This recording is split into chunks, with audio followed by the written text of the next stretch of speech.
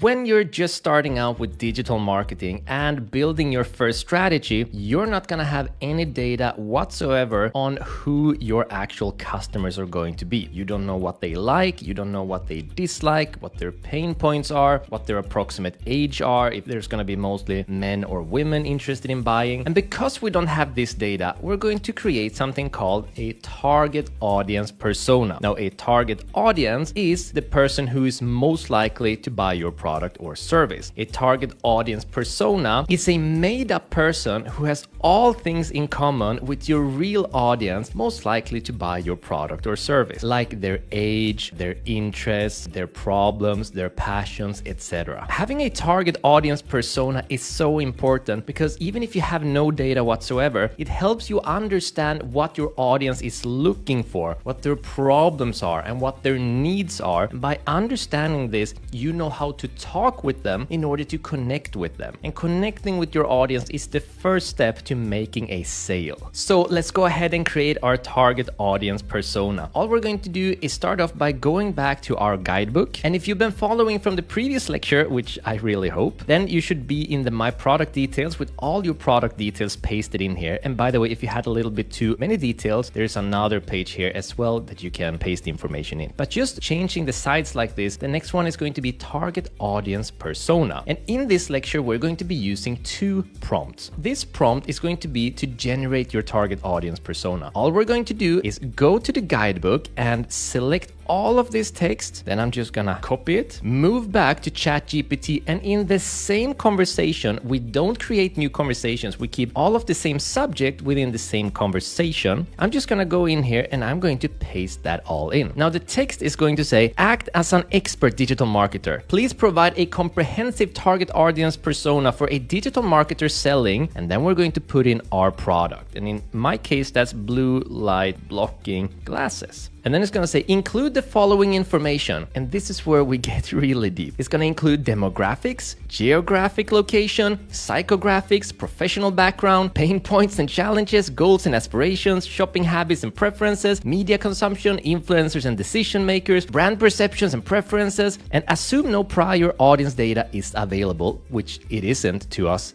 at this moment because we're starting from scratch, and base the persona on general market trends and consumer behavior for this type of product. At the end, give me a suggestion for different niches to target to best sell this product. Now, in other words, we are creating a fictional character. It's much better than instead of me sitting here spending days Googling, going through reviews, trying to build a picture of who's most likely to buy this product. I'm going to allow ChatGPT, who has millions and trillions of data points on basically everything in the world, I'm going to allow that AI that is much smarter than I to make the assumptions for me. At the end of the strategy, when we use Google Analytics, I'm going to show you how we can get real data and then start updating our target audience persona with some real data. So now I'm going to hit enter. Once ChatGPT has generated all the information, just pause this lecture, read it through properly, and create an image in your mind of who this person is. Okay, you read it all? Amazing. Now remember, this is all fictional, and while ChatGPT has the ability to give you misinformation, so do you. So what I want you to do is scroll all the way to the bottom and see where it says suggestions for niches to target. This is where it gets interesting. I have 4 suggestions: remote workers and freelancers who spend long hours on digital devices, gamers, professionals in tech-heavy industries such as IT and design, and health-conscious individuals who value self-care. It's gonna be completely up to you which niche you decide to go into, but you need to make sure that you go into a niche, because I promise you, if you take your product, whatever it is, or if it's one of these demo products, there's going to be another store out there who is already selling it, and because they're a much bigger store than you, they're gonna sell it cheaper than you, and they're gonna reach more people than you, and you cannot compete with that. You can compete by making your product niched, by selling it towards a very specific set of people. For example, blue light blocking glasses for gamers. If you're a gamer, you're going to be much more interested in buying blue light blocking glasses from a website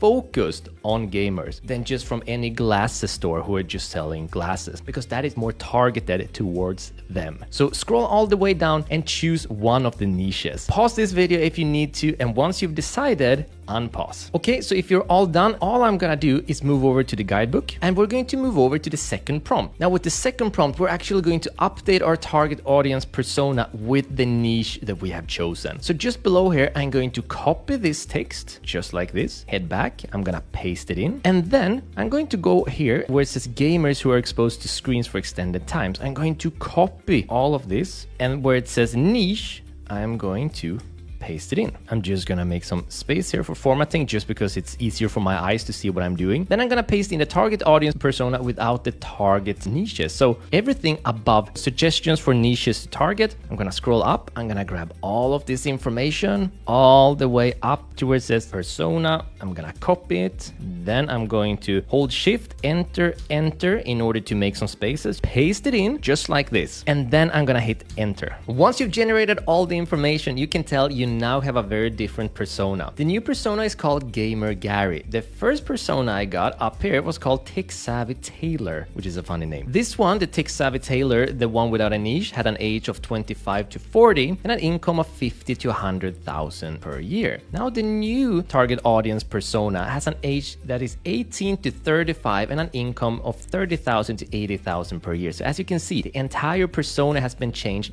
based on the niche that we're now using for it. So what I want you to do is once again pause this lecture and read through all of the text, because this is who we're communicating with for the rest of the strategy, for building our website, writing articles, product pages, and doing all of our selling, whether it's by email campaigns or emailing directly with the customers. This is our target audience persona, the person most likely to buy our product or service. So once you've read it through, what I want you to do is to copy about half, which I'm going to assume just roughly right now is at about the pain points right here. I'm going to grab all of that just like this. I'm going to copy it and move to the guidebook. And where it says target audience persona, I'm going to move to the next page and the next one, because here we have my target audience persona where we can paste it in. Now these are two separate blocks. So what I'm going to need to do is that I'm first going to click here and paste all of this in and make sure that it fits. So it's all the way down to pain points. I'm gonna head back and then I'm going to grab the rest, goals and aspirations, grab all this info, copy it, move back and paste it in right here and just make sure that everything fits. Now we can spend a little bit of time to just format it better. So right now, for example, it's easy to see if we have demographics there, geographic locations, psychographics like this, etc. It's not important, but it's something that you can do because it's just easier to read. Make sure that when you pasted it all in, that you go up to file and click on save. You want to make sure that you have all of this information saved in your guidebook. We're going to be using this for the rest of the strategy. In the next lecture, we're going to start looking at our competitors to see what their weaknesses are and how we can exploit those weaknesses and turn them into our strengths in order to stand out from our competitors. See you in the next lecture.